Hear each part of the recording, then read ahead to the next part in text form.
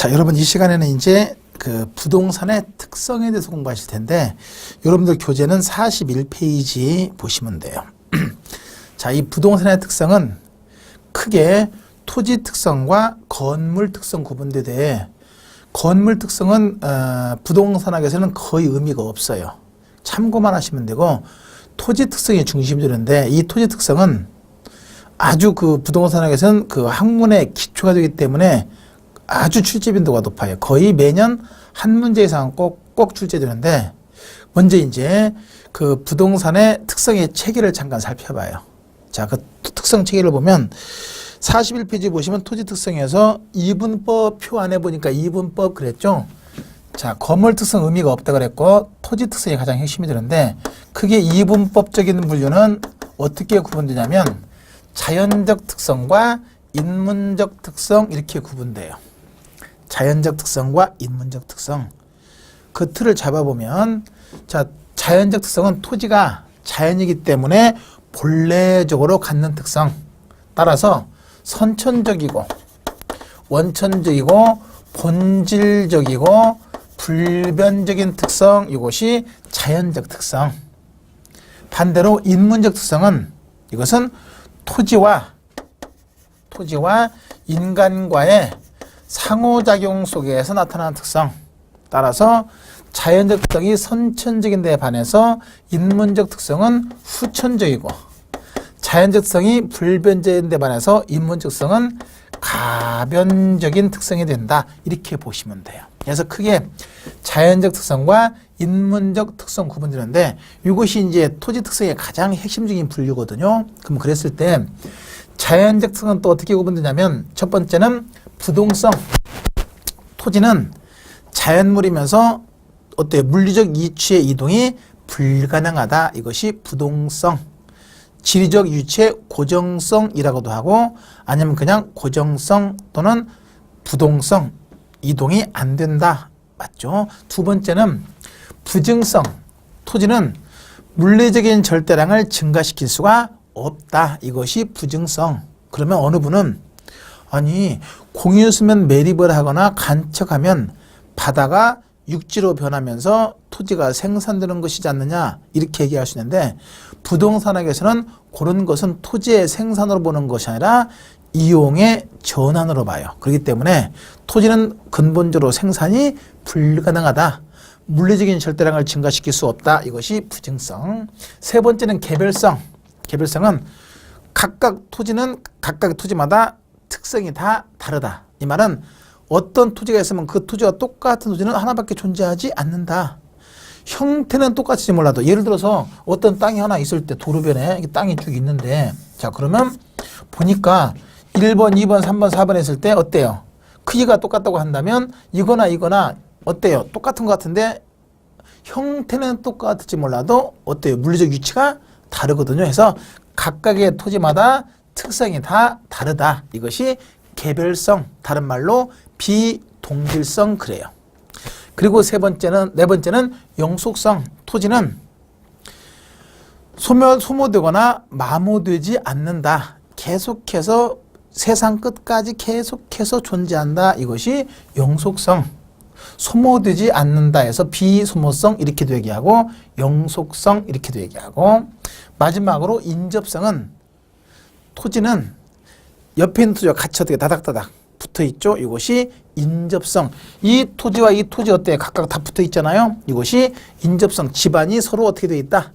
연결되어 있다 하는 것이 인접성 해서 크게 5가지 특성으로 구분돼요. 이것이 자연적 특성. 토지가 자연이기 때문에 본래적으로 갖는 특성. 반대로 인문적 특성은 설명했듯이 토지와 인간과의 상호작용을 통해 나타나는 특성. 따라서 후천적이고 가변적인 특성이 돼. 첫 번째가 용도의 다양성. 토지는 용도가 다양하게 나눠지고 다양하게 변화시킬 수가 있다. 가령 자 농지, 임지, 택지 용도가 달라지고 또 택지 같으면 다시 주거지, 상업지, 공업지 다양한 용도로 쓸 수가 있다. 이것이 용도의 다양성. 그러면 이 용도는 어때요? 토지가 본래적으로 갖고 있는 것은 아니고 사람이 용도를 정한 것이잖아요. 그래서 토지와 인간과의 상호작용을 통해 나타나는 특성이다. 이렇게 보는 것이고, 두 번째는 병합 분할의 가능성. 토지는 필지 합병과 필지 분할이 가능하다. 이것이 병합 분할의 가능성 이러는 것이고, 그 다음에 마지막으로 위치가 변한다. 이것이 위치의 가변성. 그러면 우리 지난 시간에 보니까 위치는 절대적 위치가 있고 상대적 위치가 있는데, 절대적 위치는 불변적이잖아요. 물리적 위치 이동할 수가 없으니까. 그러나 상대적 위치는 항상 변한다. 이 말은 주위 환경이 변한다 이 말이거든요. 이것이 위치의 가변성. 근데 그 위치가 변화 내용을 구분하면 크게 이제 사회적 위치가 변한다, 그 다음에 경제적 위치가 변한다, 행정적 위치가 변한다 해서 위치의 가변성을 구분하면 사회적 위치의 가변성, 경제적 위치의 가변성, 행정적 위치의 가변성 이렇게 구분해요. 사회적 위치가 변한다는 것은 사회 문화적 환경이 변한다는 것이고, 경제적 위치가 변한다는 것은 경제 기술적 환경이 변한다는 것이고, 행정적 위치가 변한다는 것은 이것은 제도적 환경이 변한다 하는 것을 의미하는 것이거든요. 이렇게 해서 크게 자연적 특성과 인문적 특성 구분하거든요. 이것이 이제 가장 전통적인 토지의 분류 틀입니다. 잘 정리해 두시고, 그 다음에 이제 이게 이제 우리 전통적인 분류 틀인데, 미국에서는 미국 이론을 소개하는 과정에서 미국에서는 이제 삼분법적 분류도 하거든요. 그것은 여러분들 교재를 잠깐 뒤에 갔다 올까요?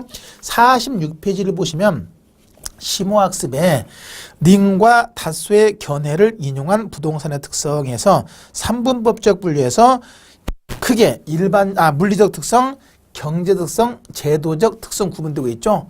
자, 이것은 출제 빈도가 높진 않지만 이분법과 대비해서 참고는 해두셔야 되거든요. 그래서 잠깐 설명드리면, 먼저 물리적 특성, 경제적 특성, 제도적 특성 이렇게 해서 세 가지 분류틀. 이건 이제 복합 개념 측면에서 기술적, 경제적, 법률적 측면으로 구분한다고 보시면 돼요.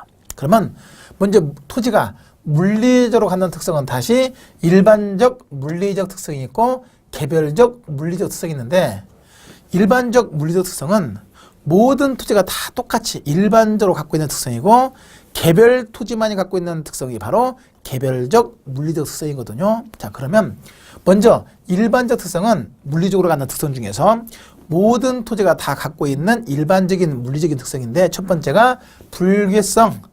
물리적으로 파괴가 안 된다. 이것이 불규성.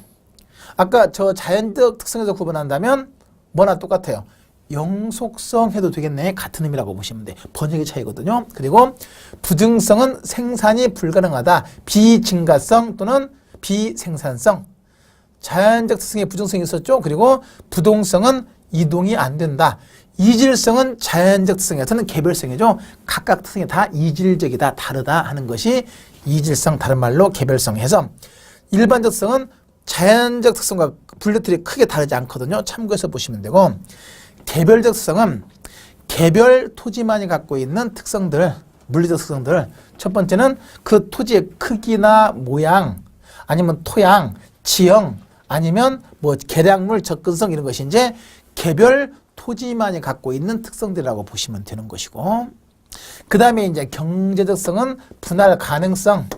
여기서 분할 가능성은 합병 분할이 가능하다 이게 아니고, 자, 의미를 잠깐 보면, 지난 시간에 보니까 토지의 소유권의 구분을 보면 공간으로 본다면 지표권, 지하권, 공중권, 내용으로 본다면 사용권, 점유권, 처분권 이렇게 해서 그 소유권은 다양한 여러 개의 권리의 묶음으로 구성되어 있거든요.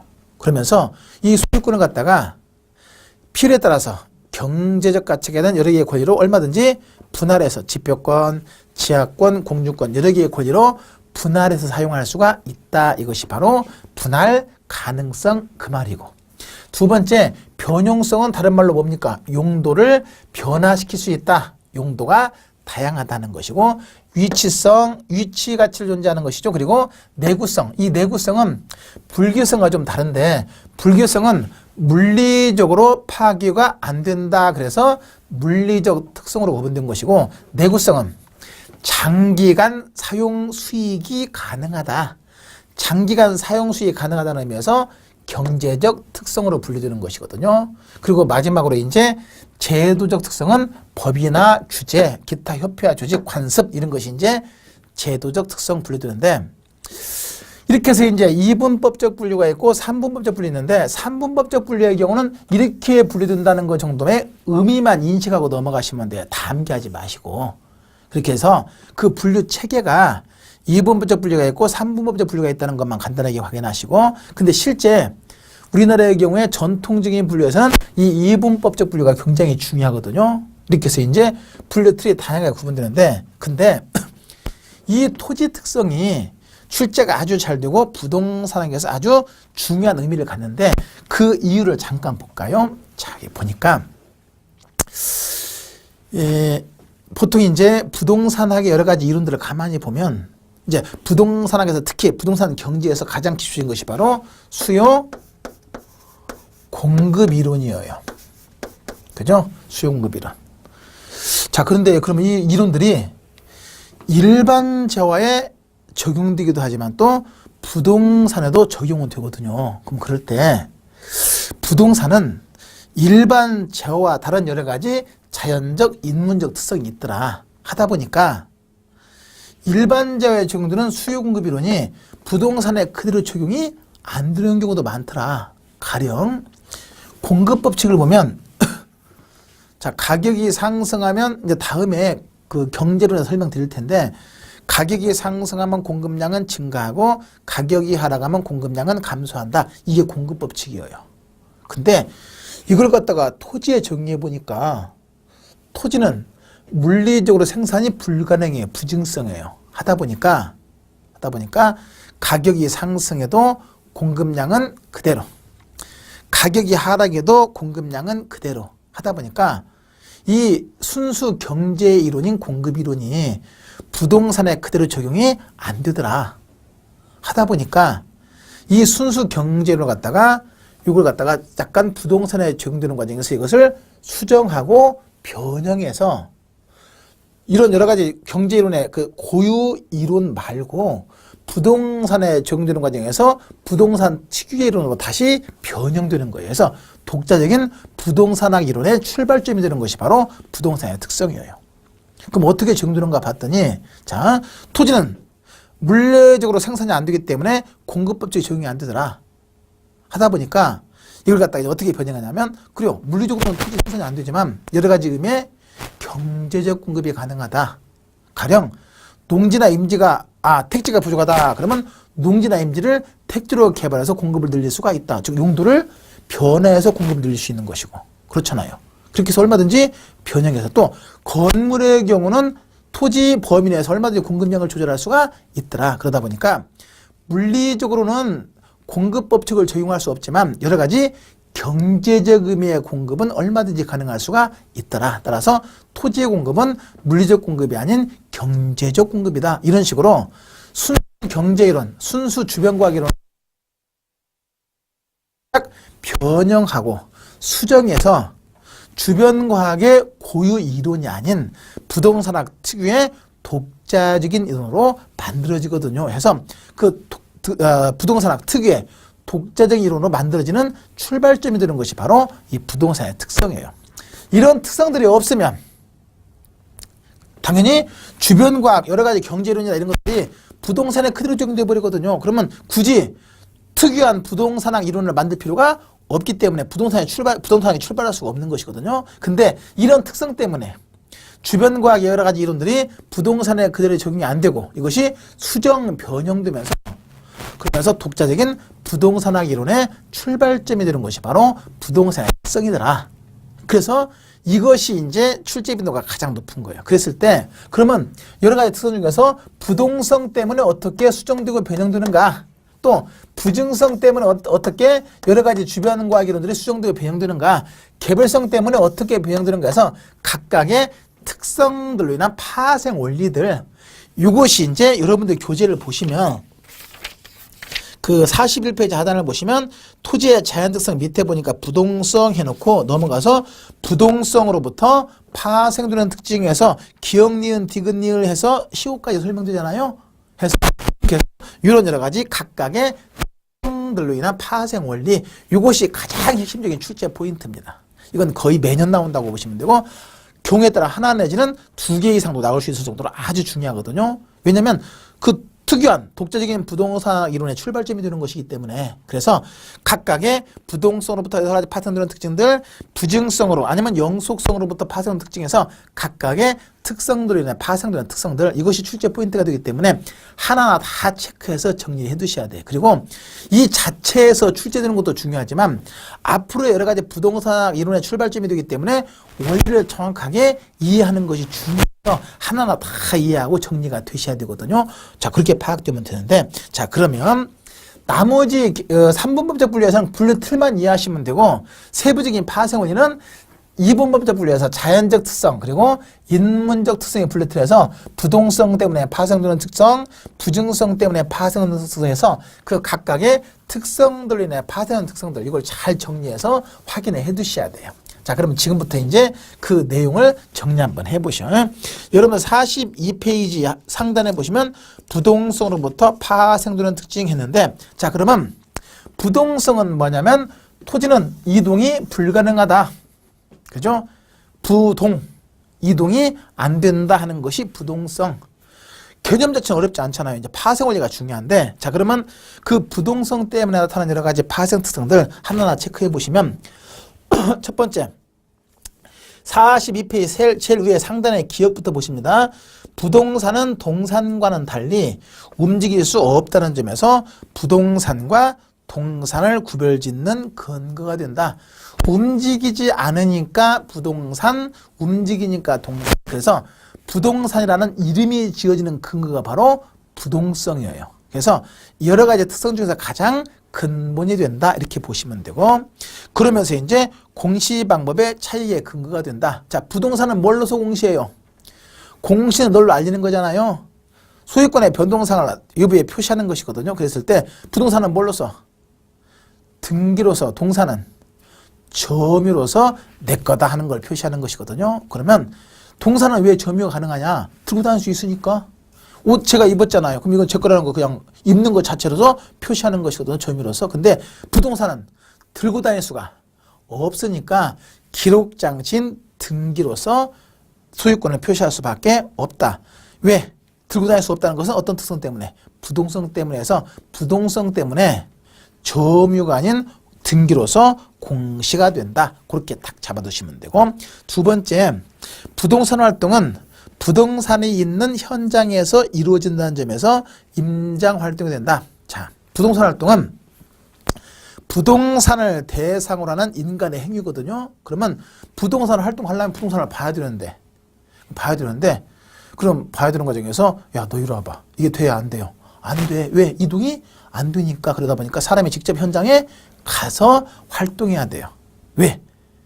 너 이리 와봐. 이것이 안 되니까. 즉 이동이 안 되기 때문에 이동이 가능한 사람의 현장에 가서 활동한다. 이것이 바로 임장활동. 세 번째는 부동산 시장을 불안전 시장 및 추상적 시장이 되게 한다. 그러면서 유통기구로서 중개사 제도 등의 필요의 근거가 된다.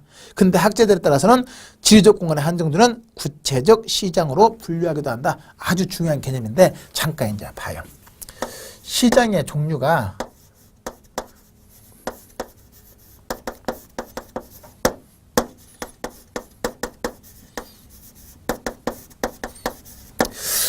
시장의 특성이 이제 구체적 시장의 특성도 갖고 추상적 시장의 특성도 갖는다 하는데 이거 전부 다 부동성 때문에 그래요. 자, 그러면 보통 시장은 뭡니까? 시장은 사고 파는 곳이잖아요. 사고 파는 거. 그렇죠? 근데 이제 그 시장이 부동산 시장은 동대문 시장, 남대문 시장 이런 식으로 표현되는 것이 아니라 이렇게 구체적 시장의 성격과 추상적 시장의 성격을 같이 갖는데, 자, 먼저 추상적 시장의 의미를 한번 봐요. 자, 추상적 시장은 실제 물리적으로 존재하는 시장이 아닌, 동대문 시장, 남대문 시장 이런 것처럼 물리적으로 존재하는 시장이 아닌 관념적인 시장으로서 추상적 시장이 되는 거예요. 자, 동대문 시장, 남대문 시장 같은 것은 실제 물리적으로 다 존재해요. 다 가보신 분도 많이 있고 안 가봤어도 어디인 줄 알아요. 그죠? 근데 부동산 시장 들어는 봤는데 가보신 분, 안 가봤으면 어디 있는지 아시는 분 없잖아요. 그죠? 이것이 바로 추상적 시장. 어떤 물리적 존재가 아닌 관념적인 시장이더라. 자, 요즘에 주택시장, 부동산 시장이 얼어붙었다. 그런 말 많이 하잖아요. 그럼 그 동네는 굉장히 추운가? 그것이 아니잖아요. 그죠? 이것은 관념적 시장으로서 부동산 시장이 아주 침체됐다는 얘기거든요. 그럼 실제 이건 물리적 공간이 있는 것이 아닌 관념적인 시장으로서 추상적 시장이 되는 거예요. 그럼 왜 추상적 시장이 되냐? 동대문 시장에 가보면 물건들이 다 진열이 돼 있어요. 그러면서 그 상인이 거기에 기다리고 있으면 고객이 와서 거래가 이루어져요. 그래서 상품의 이동이 가능하기 때문에 진열이 가능하면서 실제 물리적 공간이 형성되지만 부동산은 이동이 안 된다는 부동성 때문에 진열해놓고 팔 수 있는 그런 물리적 공간이 형성이 안 돼요. 그러다 보니까 권리가 그러든 관념적 시장으로서 추상적 시장이 된다. 그래서 추상적 시장이 되는 것은 바로 진열해놓고 팔 수 있는 시장이 아닌 권리가 그러든 관념적인 시장이 되는데 그것은 진열이 안 되는 것은 바로 부동성 때문이다. 이렇게 이해하시면 돼요. 그 다음에 이제 학자들에 따라서는 구체적 시장으로 분류되기도 한다 그랬는데 자, 이 의미는 뭐냐면 원래 시장을 정의할 때 이렇게 정해요.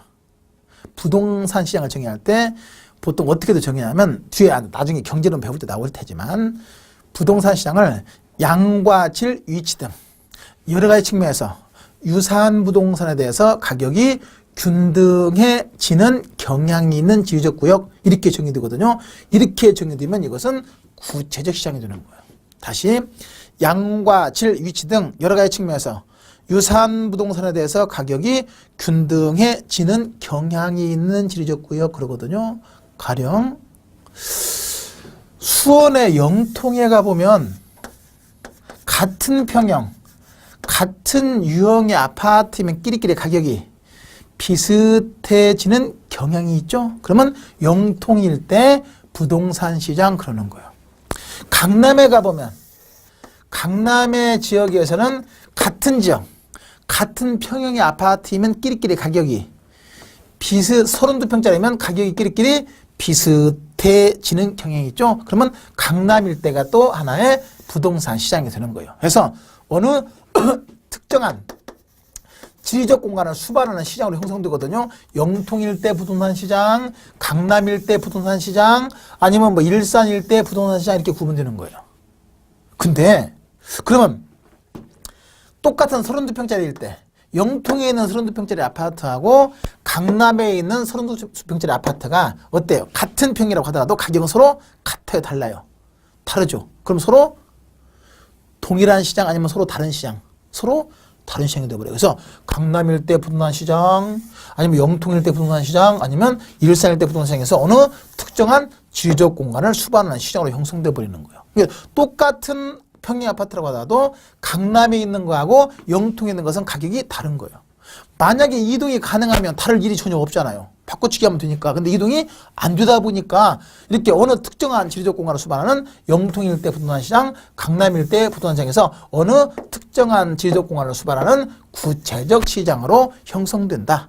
아까 구체적 시장의 의미가 양과 질, 위치 등 여러 가지 측면에서 유사한 부동산에 대해서 가격이 균등해지는 경향이 있는 지리적 구역, 강남 일대 부동산 시장, 영통 일대 부동산 시장, 이 지역 내에서 가격이 끼리끼리 비슷해지는 경향이 있잖아요. 그러면서 이렇게 해서 어느 특정한 지리적 공간을 수반하는 구체적 시장으로 표현되는 것은 지역 간의 이동이 안 되기 때문에, 즉 부동성 때문이다 해서 부동성 때문에 부동산 시장이 어느 특정한 지리적 공간을 수반하는 구체적 시장으로 표현되기도 하고 아니면 진열해놓고 팔 수 없는 관념적인 시장으로서 추상적 시장으로 표현되기도 하고 해서 구체적 시장의 성격과 추상적 시장의 성격을 동시에 갖는데 이건 토지 어떤 특성 때문이다? 부동성 때문이다. 이렇게 딱 이해하시고 넘어가시면 돼요. 자, 이렇게 확인하시면 되고 상당히 설명이 길었죠. 그만큼 중요해서. 그 다음에 네 번째 니을에 보시면 부동산 활동 및 현상이 국지화시킨다. 지역마다 각각 다르게 여러 가지 활동과 현상이 나타난다. 이렇게 해서 이제 화살표하고 지역 분석이 필요하다. 이렇게 써놓으시면 돼. 자, 보세요. 이 동네 여러 가지 현상하고 이동의 현상이 각각 같아야 달라요. 다른 가격 현상이 별로 다르잖아요. 달라. 만약에 이동만 가능하면 당연히 똑같은 현상으로 나타날 수 있지만 이동이 안 되는 부동산 때문에 이동 내 여러 가지 현상과 이동 내 현상 다 다른 것이거든요. 그러다 보니까 각각의 지역적 특성을 분석할 필요가 있거든요. 그래서 현상이나 활동이 지역마다 다 다르기 때문에 그래서 여러 가지 평가나 활동할 때 지역 분석이 필요하다 하는 것이거든요. 이동이 안 되니까 바로 지역적 특성 영향을 받아서 지역 분석이 필요한 것이거든요. 그렇게 구분하시면 되고, 그 다음에 정보 활동으로 만든다. 정보 활동. 자, 여기서 이제 잠깐 보시면 일반 재화는 항상 들고 다닐 수 있으니까 그냥 그대로 보여주면 되는 거예요. 그죠? 근데 부동산은 이동이 안 되는 부동산 때문에 그 지역 정보를 정확하게 파악하는 것이 중요하다. 그래서 지역적 정보가 필요하면서 정보 활동이 중시된다. 이렇게 보시면 되고, 이어서 이용 방식이나 입지 선정에 영향을 미친다. 자, 입지 선정은 가령 이 땅에다가 아파트를 지었어요. 분양하려고. 그 아파트를 입지시킨 거예요. 근데 이 동네 분양이 안 되네. 그러면 이제 그 니아카 끌듯이 끌고 다른 데 가서 팔으면 되나요? 그거 안 되잖아. 왜? 이동이 안 되는 부동산 때문에. 그러다 보니까 그 입지 선정이 그만큼 중요하다. 이동이 안 되면서 지역적 환경 영향을 아주 크게 받기 때문에 입지 분석도 필요하고, 한번 정하면 이동이 안 되기 때문에 그만큼 주위 환경을 분석해서 입지 선정이 그만큼 중요하다 하는 것이고, 그다음에 마지막으로 시장이 국지화된다. 그 말은 바꿔 얘기하면 지역시장이 된다. 그죠? 서울 지역 시장, 아까 설명했듯이 영통 지역의 부동산 시장, 강남 지역의 부동산 시장에서 시장이 지역적으로 어떻게 된다? 분화된다. 이거 전부 다 부동성 때문이다. 그러면 이제 쭉 설명을 했는데, 중요한 거 설명했는데, 여기 가만히 보면 이제 지역이라는 말 나와. 지역적 현상, 지역 분석, 국지화, 그죠? 지역 분석, 국지화, 또 지역 시장. 이런 지역이라는 말 하면 전부 다 부동성이에요. 지역이라는 말 하면 전부 다 부동성. 꼭 머릿속에 참고해서 정리해 두셔야 됩니다. 해서 이렇게 지역적 현상 국지화시키고 지역 분석이 되고 지역 시장으로 만드는 건 전부 다 부동성 때문이다. 꼭 체크해서 확인하시면 되고, 여러 가지 특성 중에서 가장 중심되는 특성이기 때문에 특히 부동성으로 인한 파생 원인은 출제가 아주 잘 되는 것들이거든요. 잘 참고해서 정리해 두시면 되고, 그 다음에 두 번째가 영속성. 영속성은 비소멸성 또는 비소모성, 소멸되거나 마모되지 않는다. 이것이 영속성. 그러면 그에 따른 파생 특성 보니까 첫 번째, 소유이익과 이용이익을 분리해서 타인으로 하여금 이용을 가능하게 한다. 이 말은 소유자 따로 이용자 따로. 수명이 짧은 것들은, 자, 이런 것은 내가 직접 소유하면 내가 입고 마는 것이잖아요. 굳이 구분할 필요가 없는데, 부동산은 수명이 길다 보니까 장기간 사용 수익이 가능하다 보니까 일정 기간은 내가 이용하다가 어느 일정 기간 또 다른 사람한테 임대 사용할 수 있게 하는 것은 바로 소유이익과 이용이익 분리가 가능하다는 얘기거든요. 수명이 짧은 것은 그런 것이 거의 없는데, 수명이 길수록 그만큼 소유이익과 이용이익 분리가 용이해지는 것이거든요. 그래서 소유이익과 이용이익 분리가 용이해지는 것은 바로 장기간 사용 수익이 가능해서 해서 영속성. 그리고 두 번째, 부동산 활동을 단기적이 아닌 장기적으로 하게 한다. 수명이 5년이면 5년만 내다보면 돼요. 개발하건 뭘 하건. 그죠? 1년이면 1년만 내다보면 되고. 근데 토지는 수명이 아주 길다, 무한되다 보니까 여러 가지 활동이 장기적인 배려에서 투자해도 장기 투자. 그렇잖아요. 또 개발 사업에도 장기적인 안목을 개발해야 되거든요. 그래서 여러 가지 활동이 장기적인 활동이 되게 한다 하는 것이고, 디귿번 보시면 물리적인 감가상각의 적용을 배제시킨다.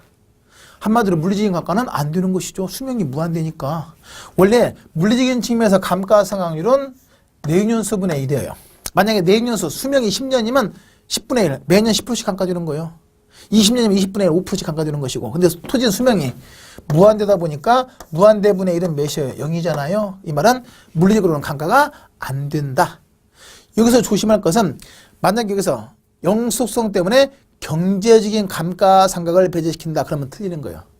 경제적인 감가는 외부 환경에 의한 감가이기 때문에 아무리 수명이 무한대다고 하더라도 외부 환경에 의한 감가는 있을 수가 있는 것이거든요. 그래서 물리적인 감가가 안 되는 것뿐이지 경제적인 감가도 안 된다 그러면 틀린 말이 되는 것이거든요. 그거 조심하시면 되고, 그 다음에 투자 대상으로서 선호도를 높여준다.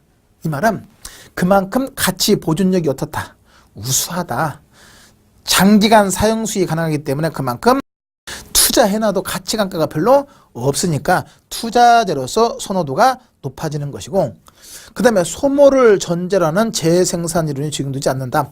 재생산은 소모가 전제되는 것인데 토지는 수명이 무한대다 보니까 소모가 안 되니까 소모를 전제로 하는 재생산 이론도 적용이 안 된다. 당연한 것이죠. 소모가 안 되는 영속성 때문에 소모 전제로 하는 이론들은 적용할 수가 없다 하는 것이죠.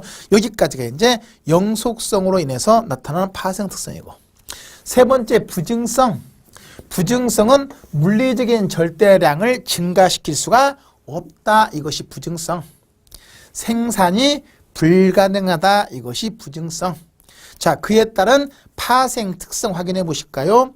첫 번째는 생산비의 법칙이 적용되지 않기 때문에 원칙적으로 원가 방식을 통한 감정평가를 어렵게 한다. 자, 원가 방식은 나중에 감정평가 때 배울 텐데, 원가 방식은 개념이 그 부동산의 가치를 평가할 때 그 부동산의 제 생산 원가에서 그동안 쓰면서 감가된 거 있으면 감가액을 뺀 나머지가 그 부동산의 가치다, 이런 논리거든요. 근데 토지는 생산이 안 되니까 생산비를 구할 수가 없고, 그래서 토지에는 원칙적으로 원가법의 적용을 어렵게 한다. 그렇지만 이제 그 토지에도 예외적으로 택지 같은 예외적으로 개발 택지의 경우는 원가법을 어느 정도 적용할 수는 있긴 하지만 원칙적으로 생산이 안 되기 때문에 원가 방식의 적용을 어렵게 한다. 그러면 이것은 부증성으로 봐야겠고, 그 다음에 독점적으로 소유하려는 소유욕이 발생한다. 자, 보시면 그 생산이 무한대로 주어지면 꼭 내 땅 이런 개념이 없잖아요. 여러분들 마시는 공기, 내 공기 그래요? 내 공기니까 마시지 마 그래요? 아니잖아요. 무한대로 주어지니까. 근데 토지는 생산이 안 되고 한정되다 보니까 내 땅이라고 하는 독점 소유가 발생하고, 그렇죠? 그래서 독점적 소유 욕구를 발생시키는 것이고, 그 다음에 디귿번 보시면 토지 공개념.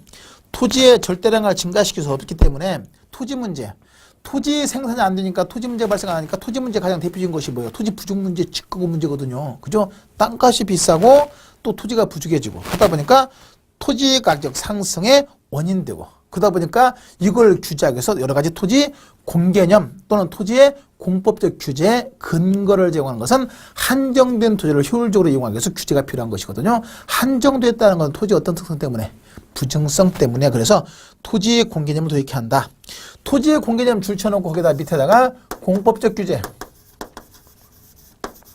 토지의 공개념 또는 공법적 규제를 필요하게 하는 것은 바로 부증성, 생산이 안 되기 때문에 한정된 토지를 효율적으로 이용하기 위해서 규제가 필요하게 된다. 그 정도만 딱 인식하시면 되고, 그 다음에 니을번 토지 가격을 상승시키면서 토지 이용을 집약화시킨다. 자, 인구가 증가하고 산업화되면서 토지 수가 많아져요.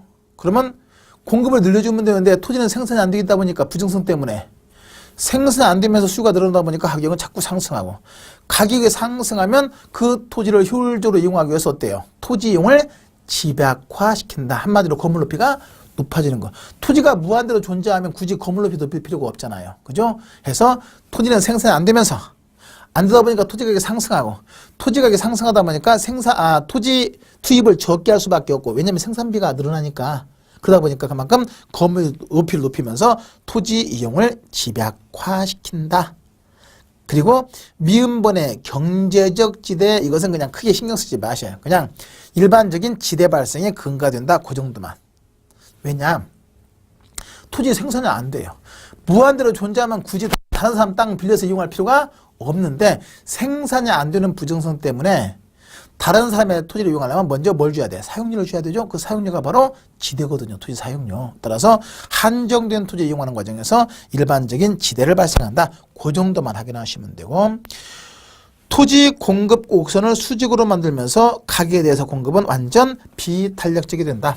자, 여기 잠깐 보니까 그래프에 들어보면 이게 가격이고 이게 공급량 했을 때 공급 곡선이 수직이라는 것의 의미는, 세부적인 건 나중에 경제에서 배울 텐데, 공급 곡선이 수직이라는 것의 의미는 가격이 이만큼일 때도 공급량은 이만큼, 가격이 상당히 떨어도 공급량은 이만큼. 이 말은 가격이 아무리 변해도 공급량의 변화가 없다.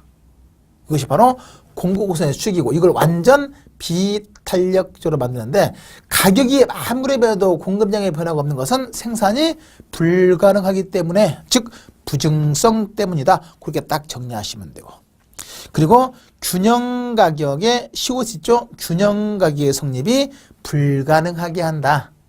균형 가격은 수요 공급의 경쟁을 통한 균형인데, 토지는 생산이 안 되니까 공급 경쟁이 안 되잖아요. 그죠?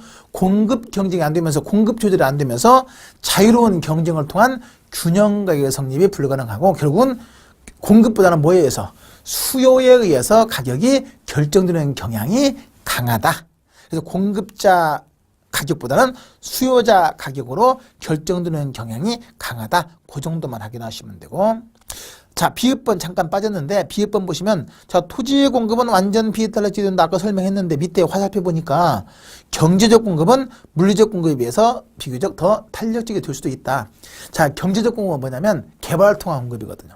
예컨대 택지가 부족하다. 그러면 농지나 임지를 택지로 개발해서 공급량을 늘릴 수도 있거든요. 그래서 물리적 공급에 비해서는 어느 정도 경제적 공급은 가능할 수 있기 때문에, 물리적 공급이 완전 비탄력적이지만 상대적으로 경제적 공급은 물리적 공급에 비해서 비교적 탄력적일 수가 있다. 그 정도만 딱 잡아두시면 되는 것이고, 그 다음에 이어서 마지막 이응을 보니까, 공유수면 매립이나 간척에 의한 토지 공급은 부증성에 대한 예의로 하기보다는 토지 이용의 전환으로 본다. 아까 설명했죠? 자, 공유수면 매립하거나 간척하게 되면 바다가 육지로 변하면서 토지가 생산되는 것이지 않느냐, 이렇게 얘기할 수 있는데, 부동산학에서는 이것은 토지의 생산으로 보는 것이 아니라 뭘로 본다? 이용의 전환으로 본다. 따라서 근본적으로 토지는 생산이 불가능하다. 이 정도만 딱 잡아두시면 되고, 그 다음에 네 번째는 개별성. 개별성은 물리적으로 동일한 토지는 하나밖에 존재하지 않는다. 각각 토지마다 다 개성이 있다. 각각 특성이 다르다. 이것이 개별성. 자, 그에 따른 파생 특성 보시니까, 첫 번째는 토지 가격이나 수익이 토지마다 다르다. 왜? 개별적인 특성이 다르니까 가격도 달라지는 것이고 수익도 달라지는 것이고, 그러다 보니까 일물일가 법칙이 배제된다. 자, 일물일가 법칙 보세요. 일물일가 법칙은 하나의 물건의 하나의 가격, 이게 아니라 동일 시기에 동일 시장에서 동일 물건의 가격은 하나다, 이 말이에요. 가령 지금 현재 동일 시기에 요 탁자 시장에서, 그럼 동일 시장에서 이 탁자와 똑같은 물건의 가격은 하나다. 이게 10,000원이면 똑같은 다른 것도 얼마다? 10,000원이다. 이게 일물일가 법칙이에요. 근데 토지는 각각마다 다 특성이 다르기 때문에 같은 평형의 토지라고 하더라도 여러 가지 물리적 위치에 따라서 각각 가격이 어떻게 다르게 형성된다. 그러면서 일물일가 법칙에 적용할 수가 없다. 다른 말로 뭐예요? 개별 가격이 된다. 그렇죠? 개별 가격이 된다 하는 것이고, 그러면서 또 부동산의 비교를 어렵게 한다. 자, 여기서 비교를 어렵게 한다는 것은 뭐냐면 유사성의 비교예요. 자, 그 비교 방식이 뭐냐면 감정평가에서, 자, 이 땅의 가격이 얼마냐 하는 걸 구하려면 이 땅과 비슷한 다른 땅이 시장에서 얼마에 거래되는가 하는 걸 알아내서, 이것이 만약 1억이다 그러면 이 가격을 기준으로 해서 비슷한 이 부동산 가격을 판단할 수 있는 것이 바로 비교 방식인데, 그럼 비교 방식을 적용하고 비교를 하려면 이 두 가지 각각 특성이 거의 비슷해야 되는데, 토지는 각각의 특성이 다 다르다 보니까 비슷한 걸 찾기가 어렵고, 그래서 비교가 어려우면서 비교 방식의 적용을 어렵게 한다 하는 것이고, 그 다음에 두 번째는 부동산 활동이나 현상이 개별화된다. 가격도 각각 특성마다 다 특성에 따라 가격이 다 다르고 이용 상태도 다 다른 것은 바로 각각 특성이 다르기 때문에, 개별성 때문에. 이것을 비교할 것은 부동산 활동이나 현상이 지역마다 다른 것은 지역 간의 이동이 안 되는 어떤 특성? 부동성이고, 활동이나 현상이 개별적으로 다른 것은 바로 개별성이고 그래요. 그래서 개별 분석도 필요하게 하는 것이다. 이렇게 보시면 되고, 그 다음에 D급번 보니까 개별성으로 해서 감정평가에서 표준지 선정이 어렵고 부동산학에 적용되는 일반적인 원리나 이론 도출을 어렵게 한다. 자, 그래서 표준지 의미가 뭐냐면 우리 감정평가에서 토지 가치를 구할 때 그러면 그 지역에 있는 표준지는 토지를 하나 딱 결정해서 표준지의 가격이 얼마냐 하는 것을 기준으로 해서 주변 토지의 가격, 공시지가도 평가하고 그러거든요. 그러면 이게 표준지를 근거로 해서 주변 토지 가격을 구하려면 각각의 토지가 특성이 비슷할 때 이게 더 쉬워지는데 특성이 다르다 보니까 이걸 대표할 수 있는 표준지 선정이 어렵고 또 그걸 통해서 개별적인 감정평가가 어려워진다. 해서 가격이 각각 다르게 형성되고 모든 토지에 똑같이 적용되는 일반적인 원리나 이론 도출이 어렵다. 다 개성이 다르다 보니까 모든 토지에 똑같이 적용하기가 어려워진다. 그래서 일반적인 원리나 이론 도출이 그만큼 어려워진다 하는 것이고, 그 다음에 니을번에 개별적인 감정평가를 해야 되는 근거. 토지마다 다 특성이 똑같으면 가격도 비슷할 텐데 각각 다르니까 개별적인 감정평가를 하게 하는 근거가 된다 하는 것이고, 마지막으로 개별분석. 미음에 있는 개별분석은 니은에 연결하시면 되죠. 현상이나 활동이 개별적으로 다르니까 개별분석이 필요하고, 다시 이어서 부동성은 현상이나 활동이 지역마다 다르니까 지역분석이 필요하고 그래요. 그래서 지역분석 아니면 국지와 지역시장 그런 부동성이고, 개별분석, 개별화, 개별가격 그러면 개별성이고 그래요. 꼭 구분해서 확인하시면 돼.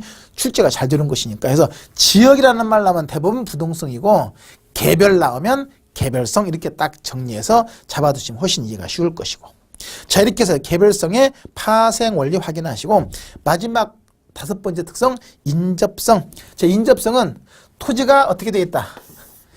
연결되어 있다. 이것이 인접성. 1번, 2번, 3번 다 토지가 다닥다닥 붙어 있죠. 이것이 인접성.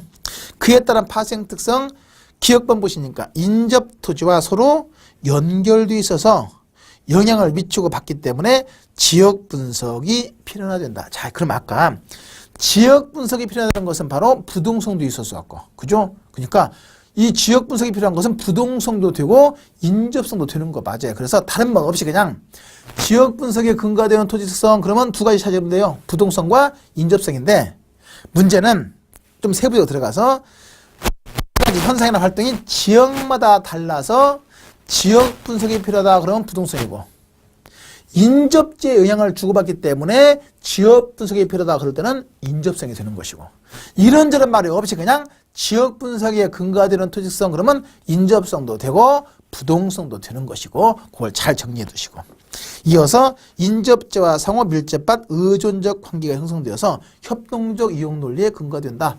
자, 여기는 아주 이쁜 건물 지었는데 여기는 쓰레기장 만들어 버렸다. 그러면 당연히 이 토지에 있는 건물에 어때요?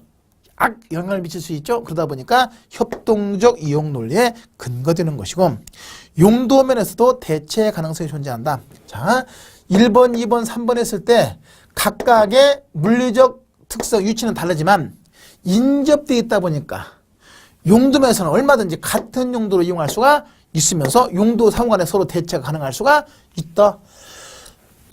얼마든지 용도 면에서 대체 가능성이 존재할 수가 있다. 물리적인 위치는 다르지만 얼마든지 같은 용도로 활용할 수가 있다는 것을 의미하는 것이고, 경계 가지고 싸울 수 있다. 붙어있다 보니까 서로 네 땅 내 땅 하면서 경계 가지고 얼마든지 싸울 수 있다. 떨어져 있으면 어때? 경계 갖고 싸울 일이 아니잖아요. 붙어있다 보니까 경계 문제를 야기시킬 수 있는 것이고, 그 다음에 이어서 개발이익의 사회적 완수의 논리적 근거. 자, 보세요. 여기가 개발되면 당연히 이 주변에 어때요? 이 땅이 개발되면 주변의 가치도 같이 상승할 수 있죠? 왜? 인접되어 있다 보니까. 그래서 이 동네가 개발되면 바로 인접지에서 개발이익이 발생하기 때문에 개발이익의 사회적 환수의 논리적 근거를 제공하는 것은 바로 인접성, 이렇게 체크하시면 되고, 마지막으로 외부 경제 또는 외부 불경제 논리적 근거. 이것은 이제 부동성도 되고 인접성도 되는데, 자, 예를 들어서 외부 경제는 다른 말로 정의 외부 효과이고, 외부 불경제는 부의 외부 효과인데, 개념은 그래요. 제3자 행위가 다른 제3자에게 의도하지 않은 혜택이나 손해를 주면서 그에 대한 대가나 아니면 보상을 하지도 받지도 않는 것을 외부 효과라고 한다. 근데 이익을 주면 정의 외부 효과, 손해를 주면 부의 외부 효과. 그러는데 정의 외부 효과를 외부 경제, 부의 외부 효과를 외부 불경제 이렇게 표현해요. 자, 그러면 잠깐 이 땅이 있는데 여기에다가 화장터, 공동묘지, 쓰레기 처리장, 포탄 사격장. 그러면 이런 것들이 이 동네 사람한테 어때? 피해 줘, 이익 줘요? 피해 주죠? 이것이 외부 불경제. 그러면 이거 딴 데로 갈래? 그러면 피해 받을 일이 전혀 없는데 딴 데 못 가요. 부동성도 있어. 그리고 서로 어떻게 돼 있다 보니까 인접돼 있다 보니까 그래서 외부 불경제 발생할 수 있고, 즉 피해받을 수 있고, 반대로 여기에 지하철역 들어서고 아니 공원 호수공원 들어서고 하게 되면 이 돈은 땅값 올라갈 수 있죠. 혜택 받았죠. 그러면 이것이 외부 경제, 이것을 정의 외부 효과. 그러면 이렇게 주요 환경으로부터 이익을 받기도 하고 손해를 받기도 하는 것은 어때? 서로 땅이 붙어 있기 때문이죠. 인접돼 있어서. 그래서 인접성 때문에 외부 경제 및 외부 불경제 논리적 근거가 된다. 근데 이 외부 경제, 외부 불경제 근거는 바로 인접성도 있지만 또 부동성도 가능해요. 이동이 안 되니까 외부 환경 영향을 받으면서 부동성 때문에 외부 경제, 외부 불경제 논리적 근거가 된다 해도 되는 것이고, 인접성 때문에 외부 경제 및 외부 불경제 논리적 근거가 된다 이렇게 해도 되는 것이고. 자, 이렇게 해서 5가지 특성들로 인한 파생 원리 확인했고, 마지막 6번의 적재성과 생산 가능성. 적재성은 땅 위에다가 여러 가지 물건을 적재할 수 있다. 건물도 지을 수 있다. 이 적재성이. 다른 말로 지지력 그러는 것이고, 생산 가능성은 여러 가지 경작이 가능하다. 작물의 생산이 가능하다는 것이거든요. 이건 참고만 하시면 돼. 중요한 거 아니야. 부분적인 것이니까. 자연 특성에서 가장 핵심은 바로 요 5가지.